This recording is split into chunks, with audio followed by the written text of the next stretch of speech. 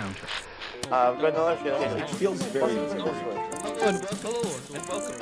Hello and welcome to the Unwanted Opinion podcast, the show in which me and my friends give our unwanted opinion on all things film and now TV. I am Lewis and I'm joined today with my good friend Kyle. Hi, I felt really weird. Yes, it felt and now weird. TV. And now TV, because on today's episode we are talking about the best TV shows of 2022. We're going to be listing off a few series that have come out in the year 2022, and we're going to decide which ones we consider our favourites and best. And plus, at the end of the show, we have a review for Netflix's new Guillermo Del Toro's Pinnochio. That's all in today's show. Quite packed today. If I do say so. Do you know what? This is something funny. Just on the topic of TV shows. There is not one, but I want to give it a nomination for the fact that I didn't know this show was still going. What? Archer. Archer's still alive. Still going, yeah. Jesus, That's the thing. I stopped that show when he It started. popped up on my computer. You know, when like Netflix, like I don't know if it's a Chrome extension, it comes up and says, "Oh, new Netflix," and it went new season of Archer. And I literally was like, I was like that IT crowd meme. I thought you were dead. Yeah, I no, was that's the thing, literally because looking at this. I, you know me, I was a big fan of Archer, and then they did the whole I coma loved stuff. Archer. And I watched the That first was one bizarre. where they did the dream one where it was in The noir. The noir, Was it yes. the first one, the noir one. Yeah. I mean, it was yeah. alright. It wasn't that great. And then the next season they were doing it again. This time in like the jungle or something. And then I the watched first one they did it in space. And when I watched like the first episode of the jungle one, I was like, I'm done. I'm done with this. But I know he's out of his coma now or whatever. But it's. Yeah, it's but then just, there's the I'm thing not is interested. the actress who played the mum passed away as well. Oh, so she did. Yeah. So this is yeah. the first season. I don't want to watch it because I think Yeah. Archer's really gone past its prime. Uh-huh, But that was yeah. just like it was like a holy shit. This Well, is still a thing. we're gonna get off tangent with Archer now. But Yeah, sorry. yes, Kyle, we're gonna start with you. But before we get to your third choice for your third favorite this year, Yeah. any honorable mentions you want to say right now? Oh, you're right. I've got two honorable mentions. Two big ones. Okay. Stranger Things season 4. Yeah, I was a big fan. I know Stranger Things gets a lot of hate. I know. I always have a blast with Stranger Things. I really do. I love the characters. I just think that's where it strives. I think it this season was really strong. Yeah. The only minor thing I would say is the episodes were a bit long at times. But I think, to be fair, I mean, volume I one do was think half the time Uh-huh. it was okay for it to be those lengths. Like, Yeah. I never actually sat through them and felt, oh my god, this is still Mm-hmm. going. They could have just cut it up and done like a They couple could've more just cut it episodes. But yeah, anyway. So that's my first thing. And the second, purely just for the love of the show, I know it's gonna be Cobra Kai season 4. well, 5. Wait, It's season 5. 5? Kyle. Shit, See, season you 5. forget I what season you're on with forget Cobra how Kai many because seasons there's it's been like the same of this- story every of season. this show. You know? If anybody hasn't seen Cobra Kai, go watch it. It's honestly the Yeah. best, worst TV show out there. It is Like- unapologetically silly and camp and cheesy and funny. It's so goddamn stupid, It is very but it stupid. just works. And I absolutely. don't know how, and I can't stress it enough. It's so good. I know. I remember before I watched that show, I was like, Kyle, this looks crap. I'm not gonna watch Well, no, it. because I And kept pushing you. I got YouTube Red for that show. then- oh my god! Back when it was When on the that. first two, like I've been watching it season by season, and then I think it was when season 3 was coming out, and they put the Netflix got first it. 2 seasons on Netflix. Yeah. That you were like, oh, I'm gonna watch it, and I've still got this. I've screenshotted it from my messages, wow. and it's you going, why am I liking this show? No, I And remember that just sitting says there it all. perplexed. I was just like squinting my eyes, like angrily, like Why is why this- am I watching all these episodes? Why is it saying watch next? I'm like, okay, like Yeah. as it You're like, counts click. down from 5 from the credits. I'm like, I'll keep going. But anyway, yes, Kyle, let's get to your third choice for 2020. My third choice. So my first choice for best TV shows. I'm going to start off with an anime because Okay. I know you. This is my only one. I'm quite a fan of anime, and this year I kind of got introduced to Demon Slayer. Now, Yes.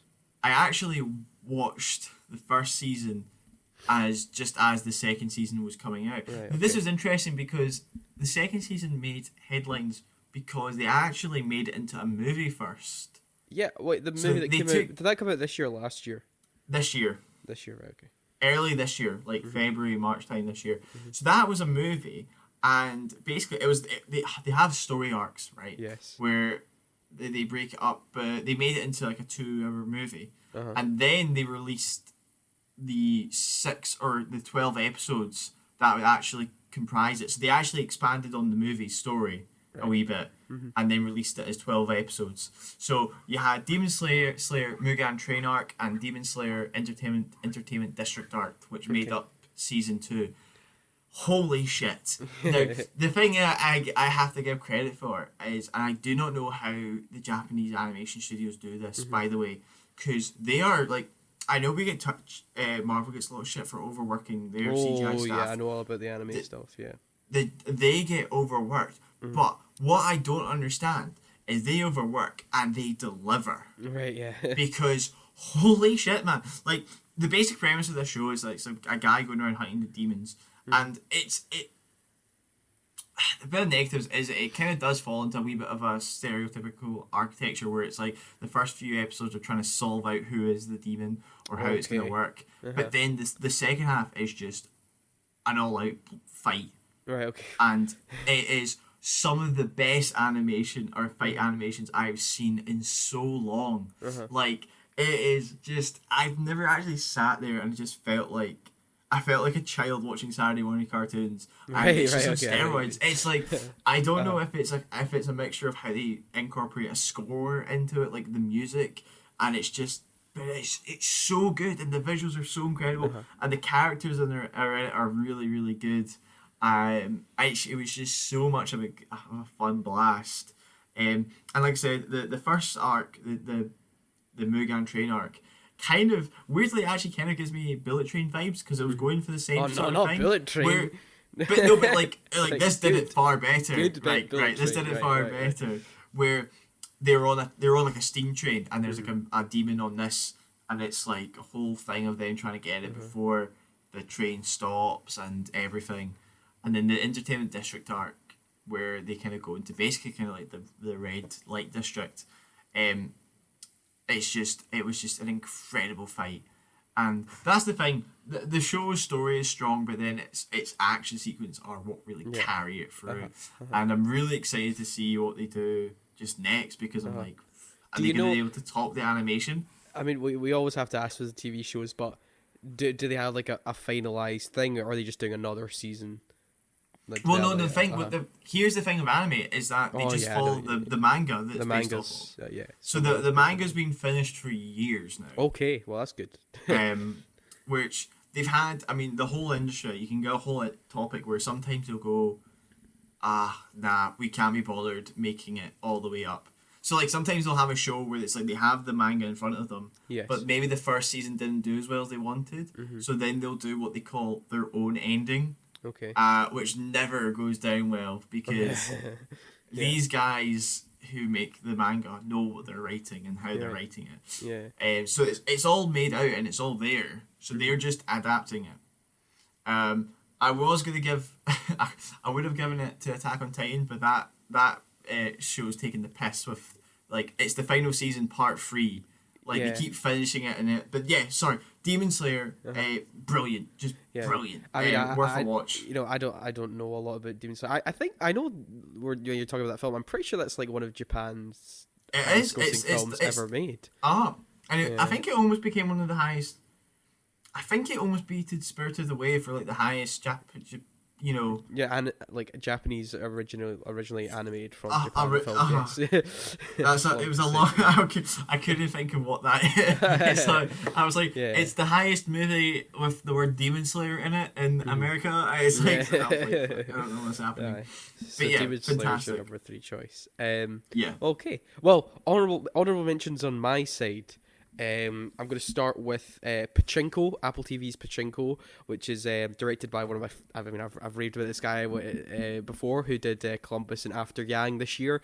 Kokonada, directed by him. Pachinko Pachinko is a great story about basically Korean immigrants in Japan and sort of the sort of like racial divide between Japan and Korea, which I obviously as a Westerner I had no idea what really existed. But of course the whole divide between Japanese and Koreans thing, but it's also about family, it's also about the past and dealing and sort of reconciling and ensuring that the past survives sort of thing. It's a really great show. That's a one and done, so you can watch all the episodes of that. It's all available. There's no season 2. That's it. It's a complete story. I love it when shows do that. The Bear as well on Disney Plus / Hulu.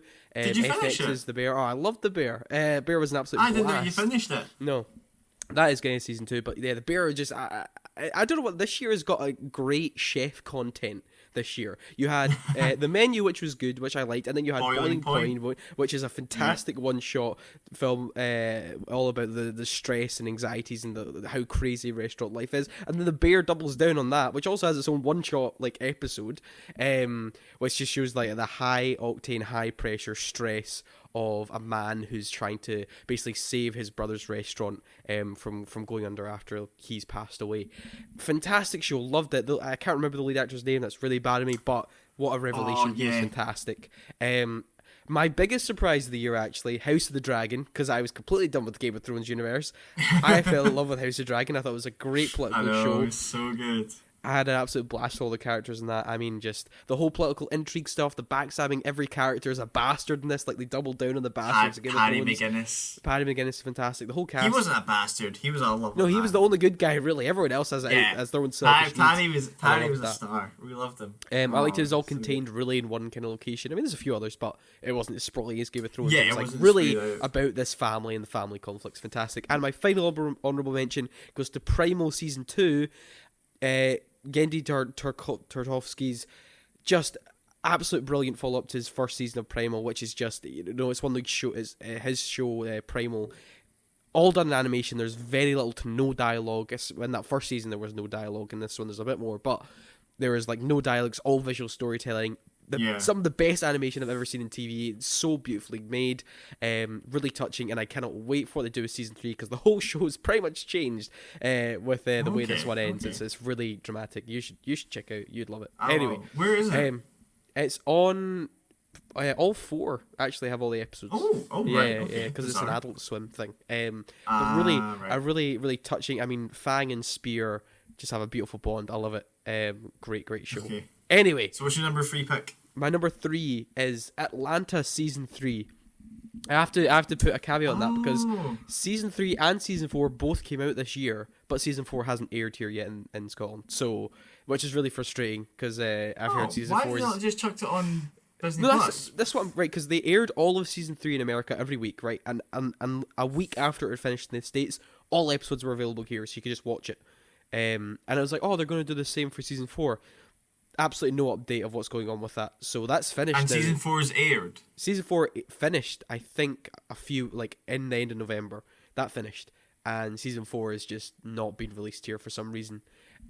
Which is really annoying. So I have to put a caveat and say Season 3, because this did come out in 2022, but I haven't seen Season 4 yet. But with Season 3, this whole Afro-surrealism show doubles down on the whole strangeness, because the whole gang go on a tour of Europe, and each episode is packed with just excellent social commentary and dark comedy. You got one ranging from like what is the meaning of racial identity. There's this whole episode which deals with like the whitewashing of like African cuisine and culture, and how it's sort of gentrified and ruined. You have a whole episode which actually, there's so many like anthology episodes in this series, so like half of it is dealing with characters that are just like not part of the main story at all, like in a completely other country, and like completely have nothing to do. It's just a one-shot episode, and like half the series is like anthology episodes, and all of them are so interesting. You have one which has the guy oh god, I forgot the actor's name. The guy from National Treasure, and he's also in the Hangover films.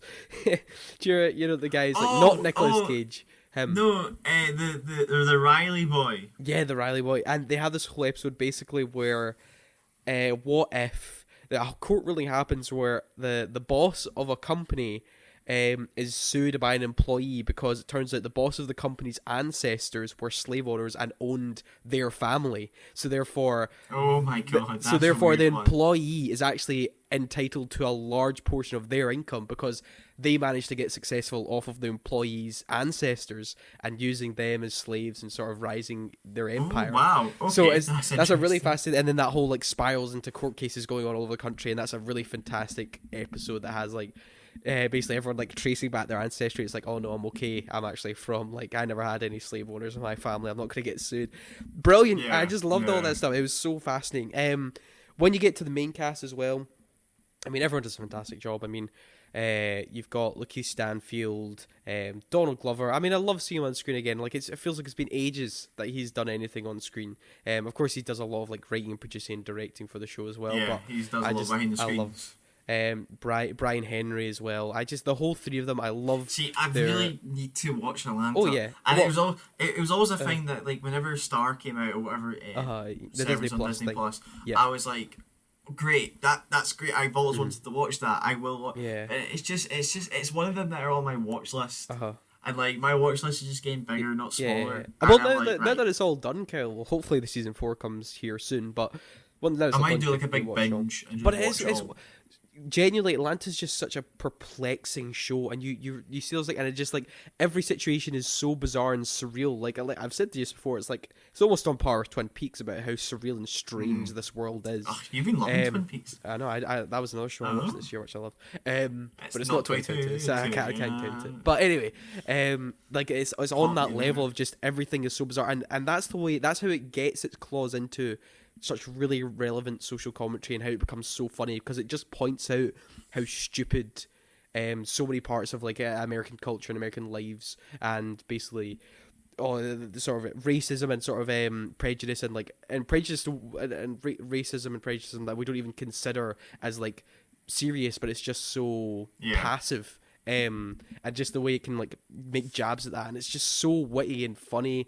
And it's just genuinely great. And season 3 absolutely delivers. And there's also some really touching episodes. There's one basically dedicated to Brian Henry's mother because they had a whole episode of series 2 which was about that, and they kind of double down on this, which is also like dealing with loss and things like that. It's just genuinely such a well all-rounded, enjoyable show, and it really does make you think, and it really is just so funny, and it's just a great comedy as well, a really dark comedy though, like, and there's and there was in series 2 they introduced some horror elements in an episode with what's his name, Teddy something, I can't remember, but it was basically Donald Glover being like Michael Jackson-esque figure, and it became like a weird horror film, and then they double down on that in the first episode, which opens with a whole horror sequence with ghosts and things. It's really great. It's so bizarre. It's really hard. Like, it's such a great surrealist show, and yeah, Atlanta season 3, I love it, and I really wish I could recommend Atlanta season 4, but I have not seen that sadly. So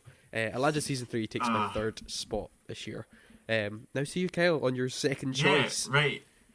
So my second choice is going to be The Boys season 3. The Boys, yes. Now, I'm going to try and be as non-spoiler as I can about it. Yes. I may accidentally slip up. I'm sorry. It's been out for ages. Shut up. So yes. There's not actually that many episodes of The Boys either. There's only 24 episodes 24, done ever, so you can watch that. So if you've not watched it, just go and do it. So yeah, this year, so this came out in June or July, but I was getting my girlfriend to watch it, and we rewatched seasons 1 and 2 beforehand. So I was like really fresh going into season 3, and man, I think this show just gets better with time. Like, genuinely, I agree. I agree that not that season 1 and 2 are bad. I just think it gets better. I could still watch season 1 and enjoy it. I just think I have the opposite thing, because I thought season 1 was really strong, and then season 2 for me actually kind of it waned a bit. I don't know what it was about season 2. I just didn't find it as exciting or interesting as season 1. Maybe it's because a lot of the shock value and the whole sort of the premise of the show was kind of already done in season 1. But then in season 3, I was like, like in season 3, although it is all those things again, I just thought it just cranked up a notch. I was like, I thought season 3 was a big step up from season 2. So. I was quite happy because the whole thing is season 2 kind of ends off with everybody going in their separate directions, right? I was quite glad that it didn't take long to get back into it being The Boys. right? You know, like I think it was just one episode where everybody was off doing their own wee little things, brings it back. They didn't together. Stranger Things it wherever they wait till the last episode to bring everyone together. Yeah, they just brought everything back, and really the whole. So this season really kind of focuses on. Well, we got Hollander just going nuts, right? And I mean, he is slowly, just absolutely losing it. And what we get introduced to is that he's basically looking for his son. What's his son called? Ryan or Brian? Ryan. It is Ryan, right? And he's looking for Ryan after the events of the end of season 2, and basically it's just they're working with the FBI. They're trying to find out who's the one exploding all the heads, and we just get such a good a season, man. And I have to give credit to everybody. I'm sorry, there's nobody that's not getting any. Anthony Starr, right? He's maybe going a wee bit too method acting. In real life, I think he may be getting a bit of method acting. I think he needs to reel it in a wee bit. But him as Homelander is incredible. The Deep. I don't understand because I hated the Deep in season 1 because he was an arsehole. Season 2 as well, I was like, where's his story going? And it's just like, But I'm just like, I just like this cat. I don't know if it's because he's playing like a helpless idiot, but I'm just kind of like, I feel somewhat sorry for this character. The introduction of Supernatural Boy, I can't remember his name. Soldier Boy? Yeah. Oh, you mean the actor? Yeah, no, the actor. I can't remember his name. Oh, the actor's name. Is it like James? Jason Ackles. Jason Ackles. So him as Soldier Boy. I'm gonna go with Ackles. Okay, right, go for it. But so his introduction as Soldier Boy, the basically World War II-esque Captain America figure. Their Captain America. Who has the ability to blast somebody that basically takes out the compound V inside them. Right? And oh my god, he's just great. He's so fucking funny. I mean, Carl Urban once again killing it as Billy Butcher. Where we also get this season is that they get compound V injections where they get like temporary V or something. Temporary V where they get some powers. And I'm gonna have to give absolute 100% episode 6 Herogasm was the greatest thing I've ever seen, in the sense that it was so funny. We got a fantastic redemption for A-Train. Like, I'll get to that in a minute. Yeah. A-Train absolutely having had a killer arc this season. I had one issue, but I'll leave it as that. I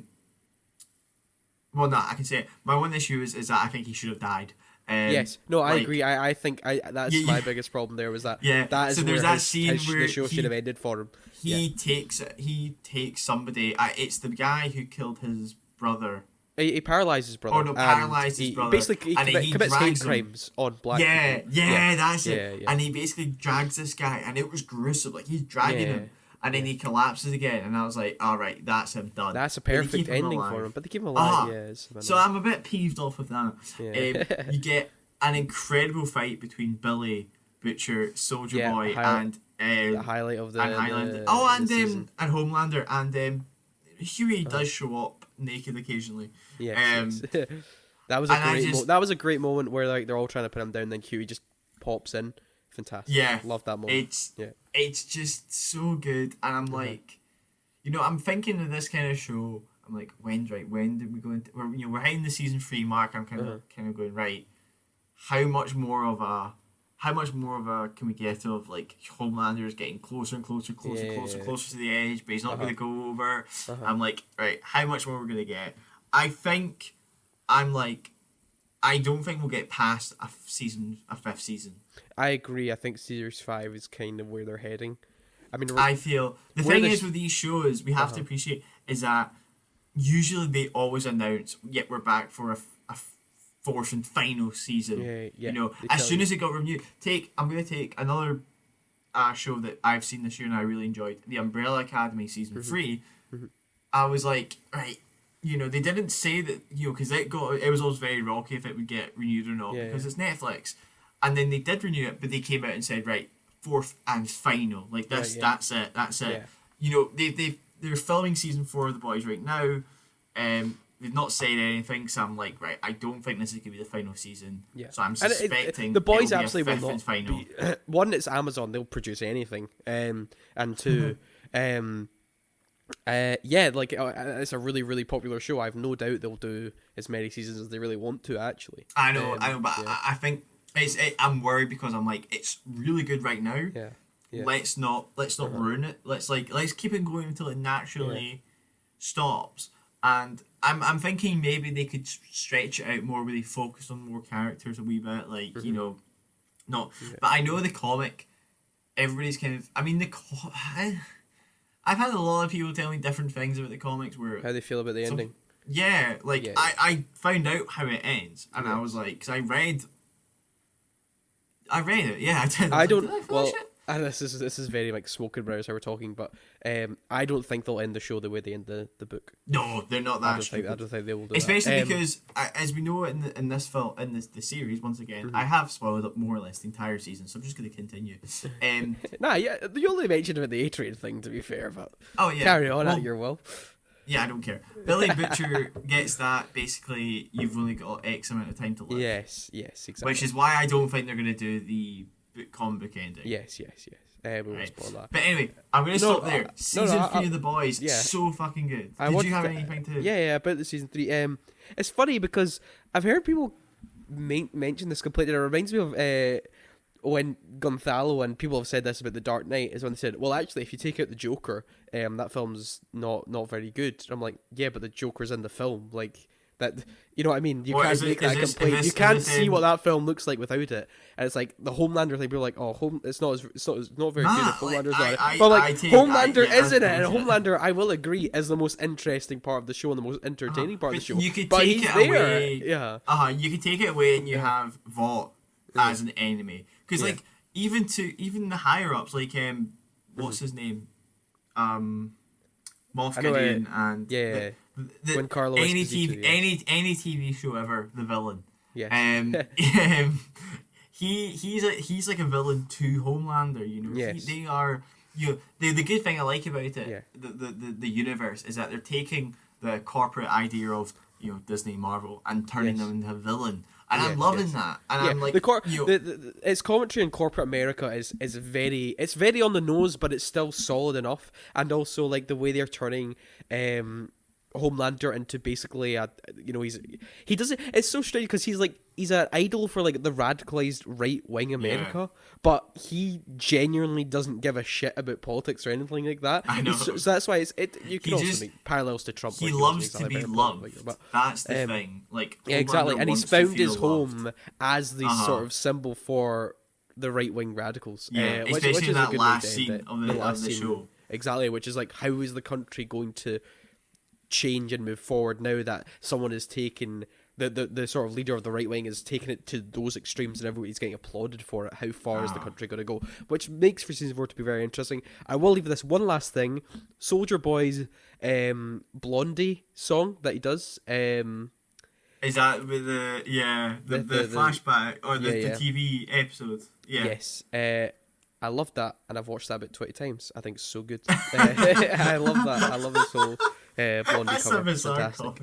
No, it's genuine. Anyway, I've seen it so many times. Yeah, that's the Boys season 3. So Lewis, give us a second show. A second show. It's my second place goes to Apple TV's Severance.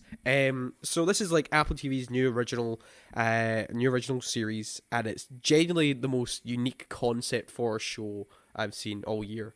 So the show follows Adam Scott, who plays Mark, and he's undergone this thing called severance. And severance in this world is a surgery where you put a chip into your brain that separates your work and social consciousness, right? So once you enter work, you basically don't exist anymore. Like, you go to sleep for the whole working day, and then you wake up at like 5 o'clock. Oh, my work self has done all the work today. I don't have any memories of work. I have no memories of stress. I have no memories of any problems that have happened in there. I can just carry about my day now. I've just had a long nap. But what this does is now you've actually created two versions of yourself. So you've got one who only exists in the confines of their work office and has no idea of their personal life or the life outside it, and can only ever see and live within the office. And then you have the person in the personal life who has no idea what's going on the inside and what exactly this company is, and is it Lumos or Lumen, sorry, what they do, what is this company. So that's the whole thing, that's the whole setup, which is fantastic. I think it's produced and created by Ben Stiller. He directs a bunch of the episodes too, and it's comedian Ben Stiller. Yeah. He's and what I will say, it's brilliantly directed. It's so, every shot is so like, it's so clearly like everything in the office looks so clinical and clean, and obviously it's like to mask what is going on in this company, how corrupt it is. There is this. It just, the aesthetic of the show is absolutely brilliant. I love the colour palette of it. It's just fantastic. The whole cast, I mean, Adam Scott's a great lead. You got Christopher Walken in there, John Turturro, Patricia Arquette. I can't remember who plays the other lead in it. Helly. She's also fantastic. Like, a fantastic ensemble cast, which makes you really love these people. And then everyone is also playing two versions of themselves in a way. Like, you have two other characters they have to like jump into, which I love. And Adam Scott does that perfectly. Like, I love his work version of his character more than I love his actual out personal life character, because there are two different people. I mean, obviously, it's like a philosopher's wet dream as well. I mean, you have this whole stuff about what is the self.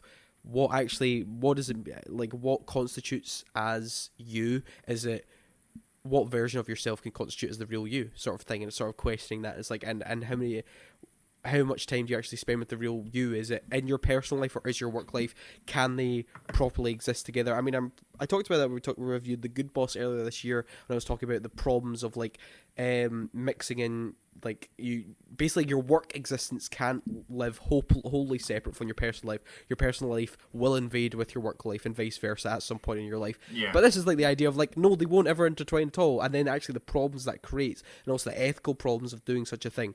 Every performance is absolutely fantastic.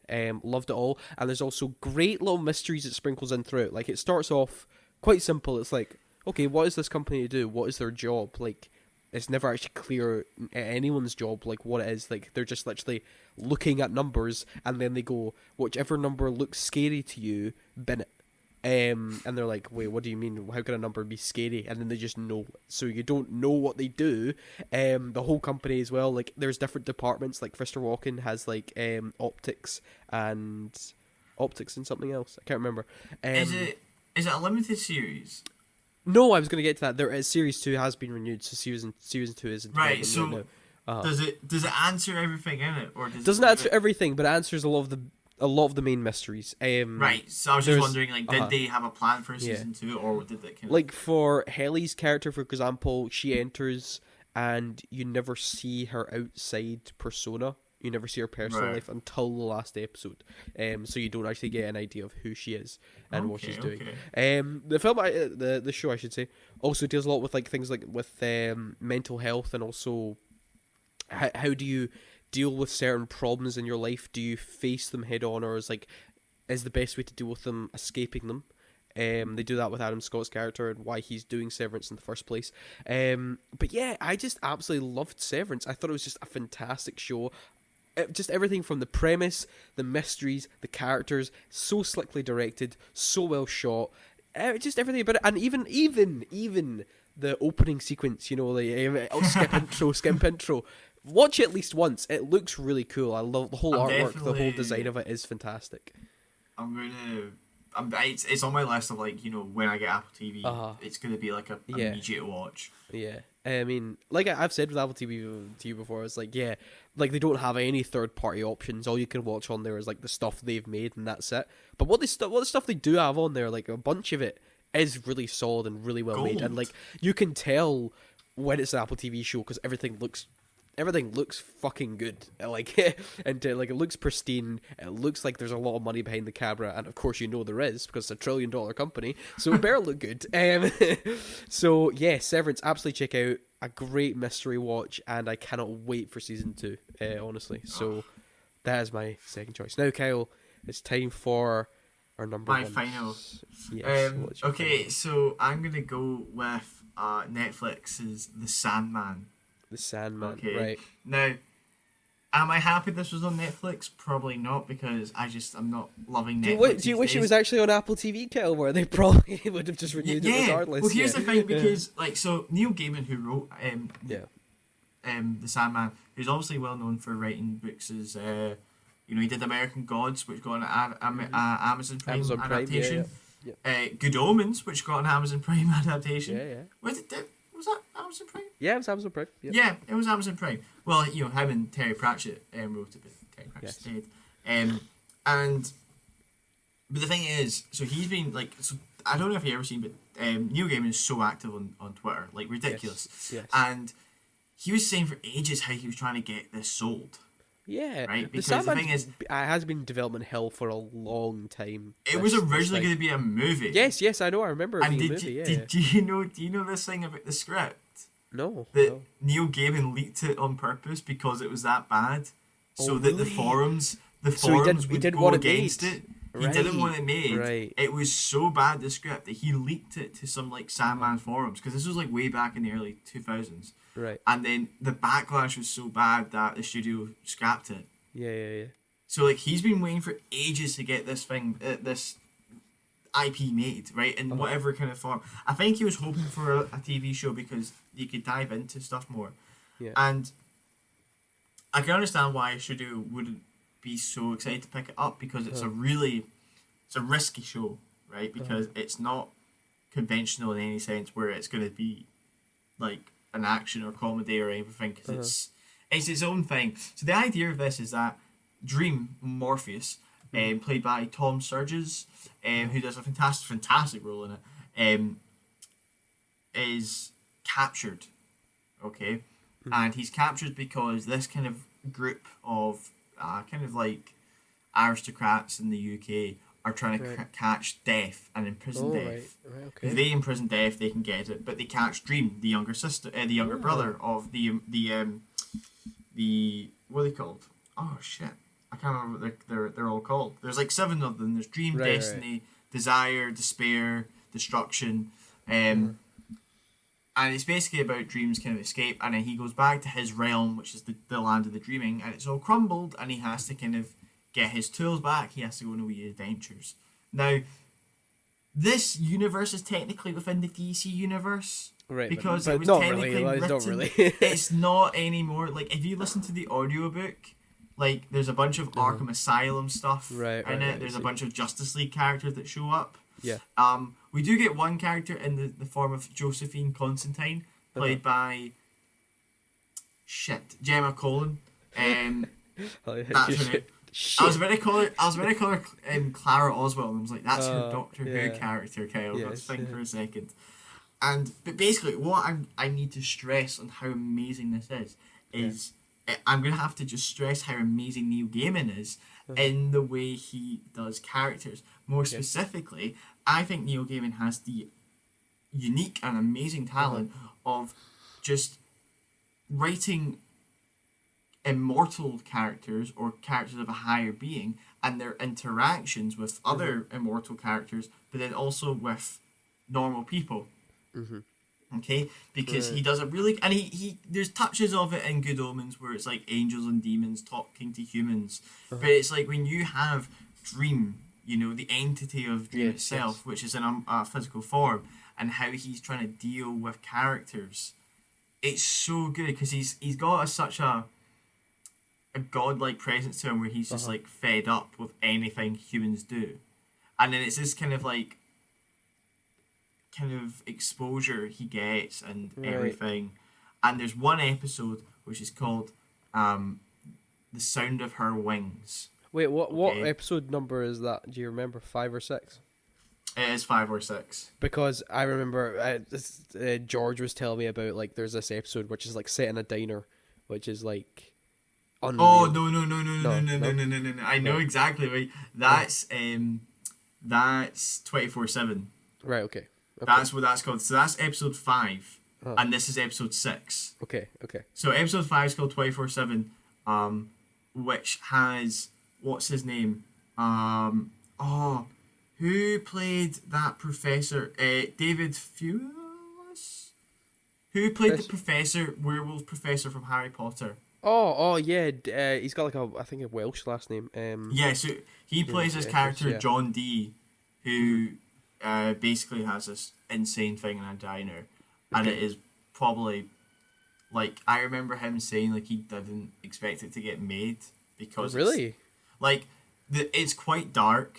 Okay. It's very dark, and like Neil Gaiman was kind of worried it wasn't going to get fully adapted to it.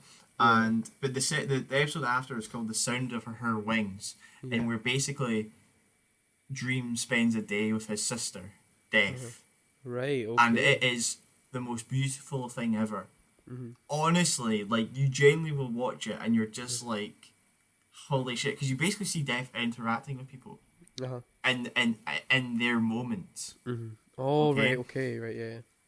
And it's just got. I mean, the actress who plays Death, bloody hell, does she do a great job? And it's just this really unique interaction, and that's what I'm saying. It's these moments of Neil Gaiman can write beings who are sympathetic to humans, like Death, where she loves the humans and feels like it's her mission, and then he can write characters like Desire, who's played by this amazing actor, and I can't remember their name, who got the role by tweeting Neil Gaiman, being like, Really? has anybody... Wow. They did. They tweeted Neil Gaiman, they're like, by the way, I think I'd be a great Desire. Have you casted the role? And he went, no, here's the casting director. Wow. And he got the role in the end, which is insane. And yeah, no, I can't stress how there's amazing sequences. There's a sequence where there's a character who Dream meets a character in like the 1400s. Yes. Who gets immortality, and then they meet every 100 years and have a talk and like, right, do you want to die yet?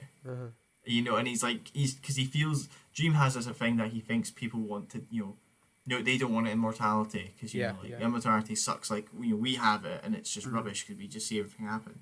Yeah.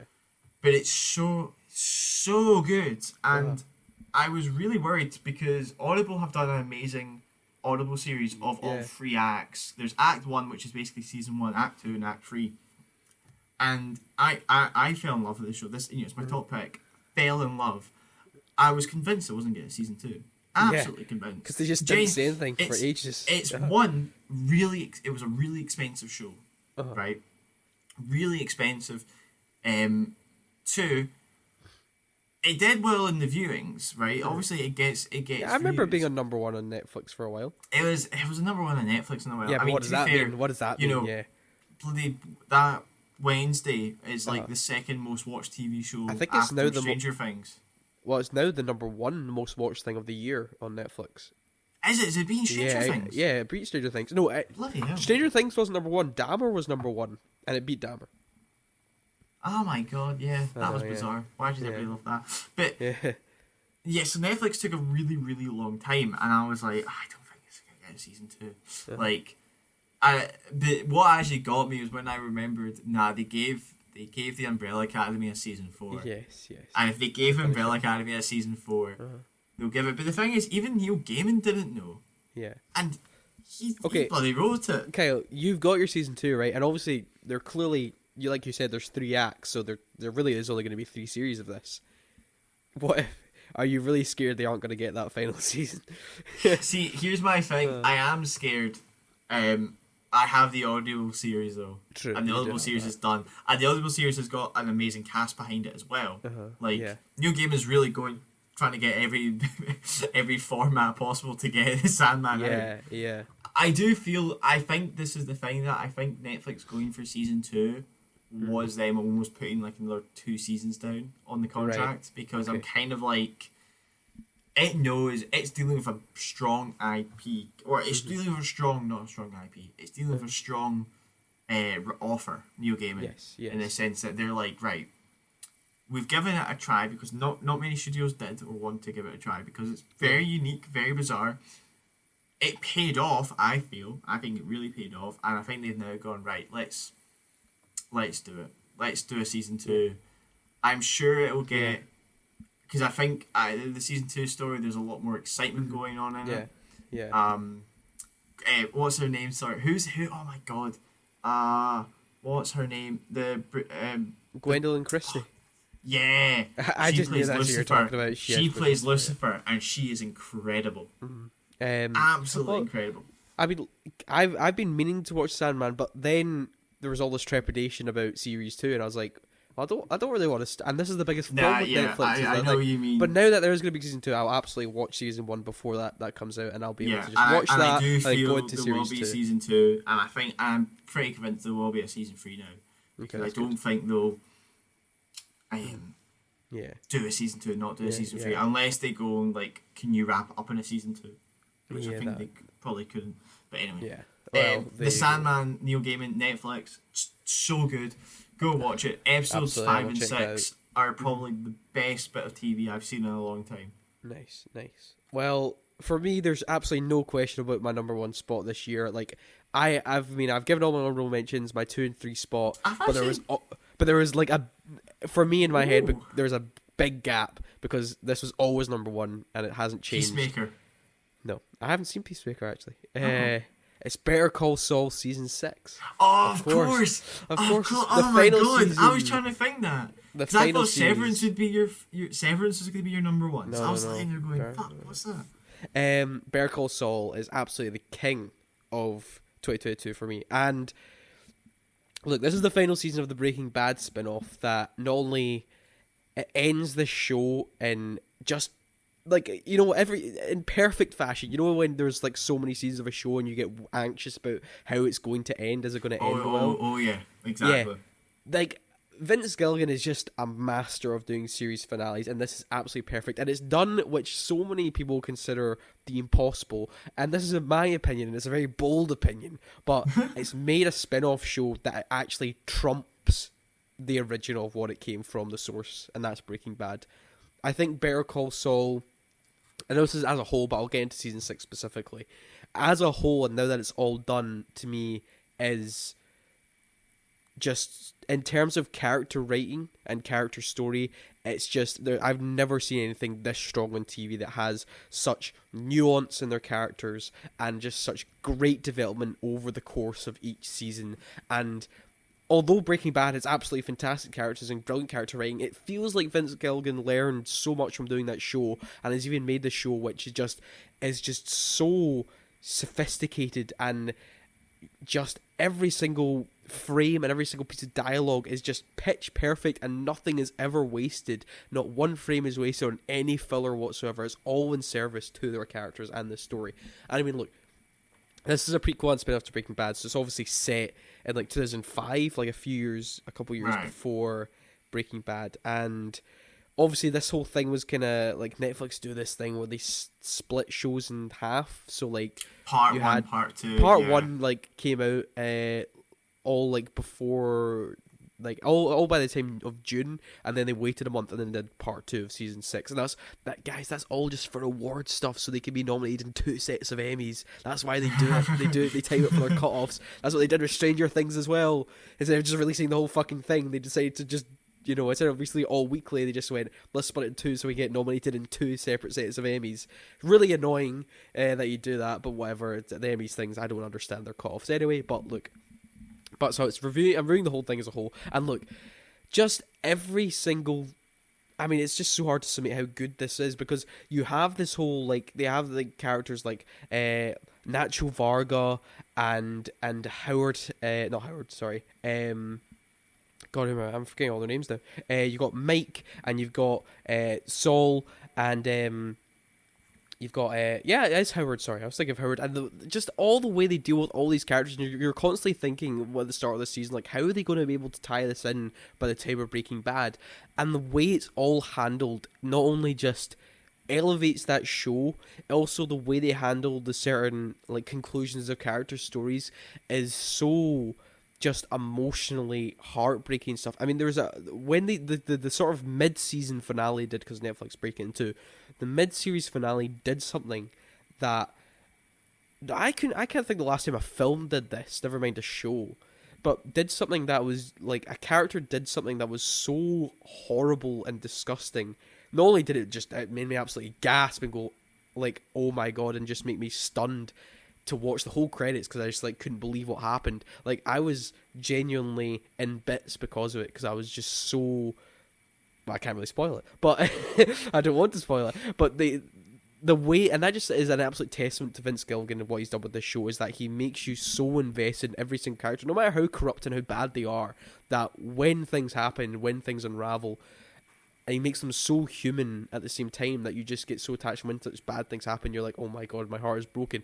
And obviously the show has to deal with, I guess, spoilers for Breaking Bad, the present day timeline of Saul. Because obviously all this is set in the past, and you have to deal with the present day stuff. And that was kind of the biggest thing that was the big thing that people didn't really know how you were going to be able to wrap that up. Like, that was kind of the big mystery. Like, we know Saul in the past has to get to this point that he's Saul in Breaking Bad. He's not Jimmy, he's Saul Goodman, and that is who he is. He's just like the sort of like side character, comic relief thing, like in the whole journey is about how did he get to that point. But it's the present day stuff that became the big question mark and everything, and it genuinely is just, I know I've just sort of constantly praised this ending, but the way it all ties together it's just so ingenious, and the way sort of his character becomes, you have all these self-destructive tendencies throughout the whole thing, and then it all comes to a brilliant just climax in the last few episodes, and like what he's all doing it for. It's just genuinely beautiful, and I the ending was just like the sort of visual odes they do to like the beginning of the show, like with I think with cigarettes and Against the Wall. I think I've seen like a collage or something about that. Like, and I'll get to that as well. Like, when it comes to visual storytelling, like I never watched a video on it, and someone did say this was like saying show don't tell is like such a cliche when it comes to like, you know, cinema and TV and like any film stuff. It's like show don't tell is obviously the most obvious sort of like tip you can give everyone. Anything you can do without dialogue is always a benefit. But no show has ever taken that piece of advice and just gone, this will be the staple of my show as well. Like, not only is the writing pitch perfect, but they do so much just visual storytelling where there's just no dialogue, where it's just like all nuances are done through like being able to just like, they literally they open the show with like following an object and how this object eventually tells a story in a way, and how a character acts in that object and what that object means to the relationship of a character. Very strange, very hard to sort of tell you about, but when it's done in show, you'd understand. Like, there's stuff with like an ice cube and a ball and all that stuff. Anyway, I'm rambling on, but look, and there's also like the good like the last 3 episodes set in the past are like what this kind of whole show's been like building to at that point. The way they handle like that sort of like blockbuster, like that's sort of like the most action heavy the show's really ever got.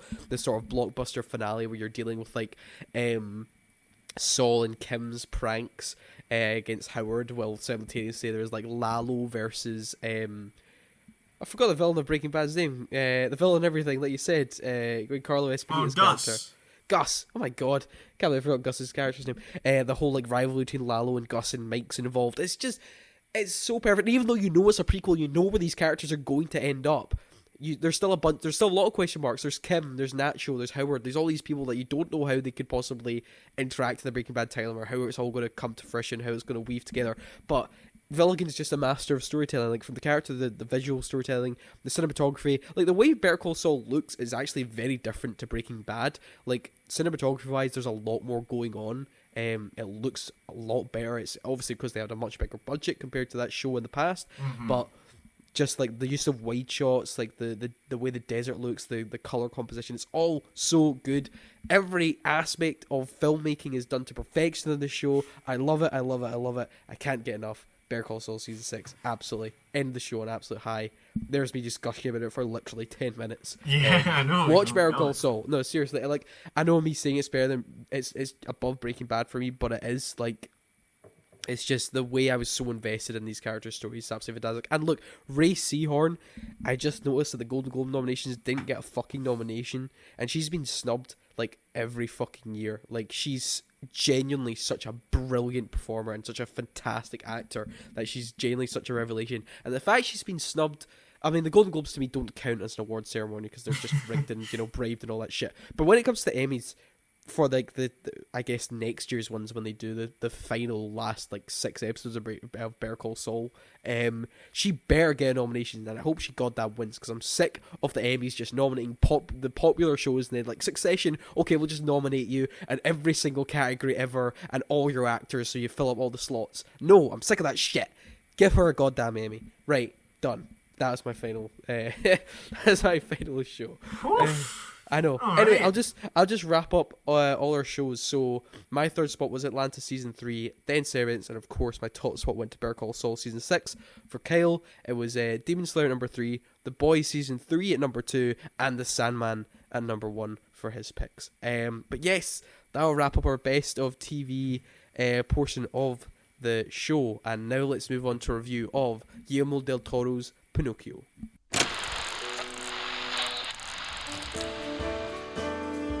And now, reviews.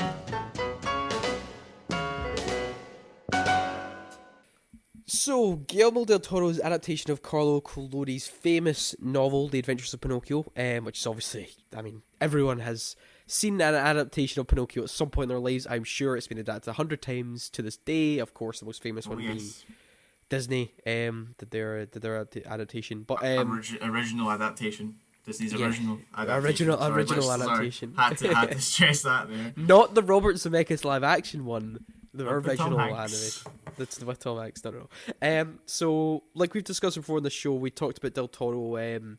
He's on a roll recently. He did Nightmare Alley, which was a Best Picture nominee last year. Oh God, that was a good film. That was a great film. Yeah, he did that, yeah. and of course he had his Cabinet of Curiosities on Netflix this year as well, like his TV show, which is like a Twilight Zone thing, where each anthology episode does a different horror thing. And now he's released what he's labelled as the final part of his Death trilogy, which started with The Devil's Backbone and then was continued in Pan's Labyrinth, which was one of Gonzalo's biggest recommendations when we did the foreign cinema episode. And now he ends this trilogy with Pinocchio, and much like that original novel, this one is set in Italy, but this one's set in the 20th century, and it's set during the fascist regime of Mussolini, and I think in just at the start or around the start of the Second World War. It's around the start of the Second World War. Yeah, it's around that time, and it's definitely in the late 30s. Yeah, and much like Pan's Labyrinth, this film opens with a death as Geppetto loses his son during a bombing run, and like in his drunken grief, he says he will bring his... Yes, Carlos. And in his drunken grief, he says he will bring back his son, and instead, obviously, creates Pinocchio. He just gets steaming. Yeah, he just gets steaming, and he brings a goddamn bit of like wood to life. You know, puts arms and legs on it. Boom, there you go. Pinocchio's alive. Yeah. So, Kyle, what did you think of Guillermo del Toro's Pinocchio? So, this really kind of got me going. Now, by the way, in a fantastic way. So, yes. A few weeks ago when we did our conversation, our hot topics, or hot takes. I talked about how the idea of doing these adaptations was actually good because it keeps the story going. Disney, you need to take an absolute note here. This is how you do an adaptation. Yes. Okay? Because what Guillermo del Toro is taking here is he's taking a pure, like we say, 90% pure, because there's a slight time difference in the when it's set between the 1800s and the 1930s. But what he's gone is he's taken this story and given it a modern... No, he's just produced it for a way for modern audiences to just fall in love with it. 20th century. I mean, there's a bunch of the fairy tale stuff he obviously took out. Like, there's a lot of like series of adventures that like dealing with like the fairy and like the cat, the fox and stuff. They took all that. I don't know if it's for me. I was like, because I found the darker tone so much more engaging, and that's what was kind of confusing. I'm like, is this being written for a more modern audience who actually more love a darker tone? You know, I don't know if you could argue that, but this is like, you know, that Disney Pinocchio we talked about, that has the dark stuff. Like, old Disney had the dark stuff that they're kind of like too afraid to do now. Like, they had the whole horrible stuff where the boys were turning into donkeys scene, which is really like quite gruesome. And that was like a U certificate film, and because you have the whale coming in and eating the boat and stuff like that. They had like a bunch of scary stuff, and I'm glad Del Toro didn't shy away from the mature and dark stuff for the story. Like, I'm really happy No. he's able to go, like, it's a PG rated film. Like, he's able to go, this is a mature Dark stuff in film it. with some dark stuff. Like, this is a film really about death and mortality. And and it's for families, it's for kids, it's for everyone. He's made a film that is literally encompasses everyone, and I love that. Yeah, he doesn't do the whole kids turning into donkeys things. No. It's more kids turning into fascists. Yes, Which I think's a bit more terrifying, to be honest. Yes. But overall, I have to say this was one. Oh my god, I love stop motion, and I can't wait for Gonfalo to see this because I know he didn't like Wendy and Wild and Wendy or whatever that Wendell and Wild. Wendell and Wild. I kept calling it Wendell and Wise, but it's Wendell. I don't know. I don't care because this has absolutely blown everything else out of the water. It's astonishingly beautiful film, and if Gonzalo was here, he'd be raving about all the animation techniques here. Oh my god! And I mean, honestly, I would actually love to listen to what Gonzalo has to say about the animations because that was incredible. The voice acting, I need to give credit for. I can't remember the actor's name. Oh my god! I literally brought it up to you the other day. David Bradley? Is that David Bradley? It's David Bradley. He does a fantastic job as Geppetto. Ewan McGregor is doing a fine job at Jiminy Cricket. He's just called the Cricket in this one. He's not Jiminy Cricket. I think that was a Disney thing. No, but he's J.S. Cricket. He's like. Oh yeah, they do that, don't they? But I don't know Joseph's why. S. Cricket, or something. He always does something like that. And yeah, Gregory Mann plays Pinocchio as well as Carlos in this one. So because he does play voice. Yeah. And did you know bloody? I didn't realize who plays the other boy. You know the boy that they go away to the camp. Was it Finn Wolfhard? I didn't realize that until I saw like a wee little thing, and I was like, wait, what? It was like that. But anyway, this film is, like you said, it is a film about death, and that's what really got me because I wasn't. I wasn't. I don't know why I was expecting. I expected a darker version of the Pinocchio tale, but not one that almost made me cry multiple times. Where there's a point. I feel there's a very natural cut off point to the story, and it sounds about after they escape the whale. Well, it's not a whale in this one. It's not a whale. It's just a weird thing. Yeah, it's a weird fish, but they know about the fish because it's like, oh yeah, it comes up to the surface every few years to feed, and then it goes back down. Cause that's why they were paranoid, and it's after they escape it. I feel that there's a lovely little point that a Disney film would have brought the credits, but no, Guillermo Del Toro went, I'm going to go 5 minutes more and I'm going to fuck you up. And that's how I felt. And I was like, oh, and I mean, I don't want to say what happens in those final 5 minutes, but I genuinely really moving. I mean, I cried at I ended up walking with my dad watching it, and I knew he was at those final 5 minutes, so I just watched it with him. He went, fucking heck. He was like, it's like, I don't know if I can sleep now. Like, it gets you moved so much.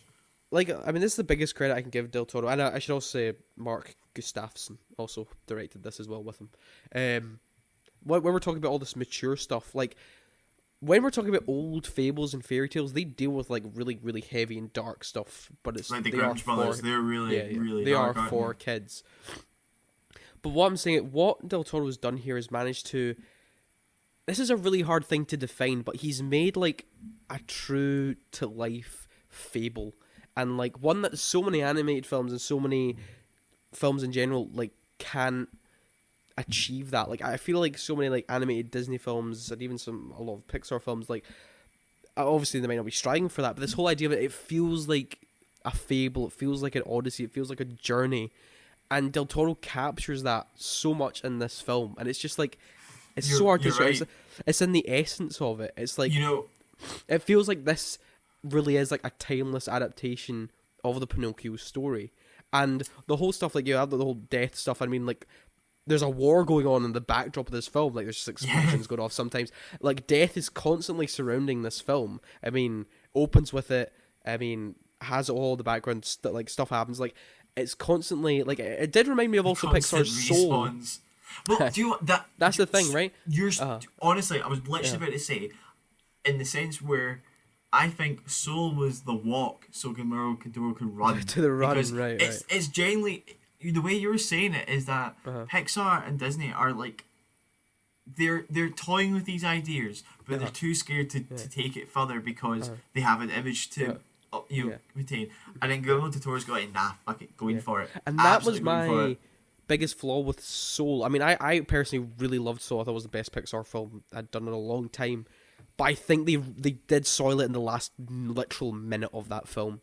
I couldn't remember. I couldn't tell you how the last minute goes. I mean, I don't want to spoil that now because I don't want to spoil this film. But the way this film ends is like purely mature, and the way they handle things like mortality and like people passing on is so simple yet so effective. Like there's just like the way narration just goes, yep, and this and this and this, and it's just like and it's like so many obviously books and films and media across time and history has obviously tried to put, and even Del Toro and his films in this trilogy have managed to look at death through like different lenses and trying to make us feel better about it, or look at it this way, or try and look at it this dark way.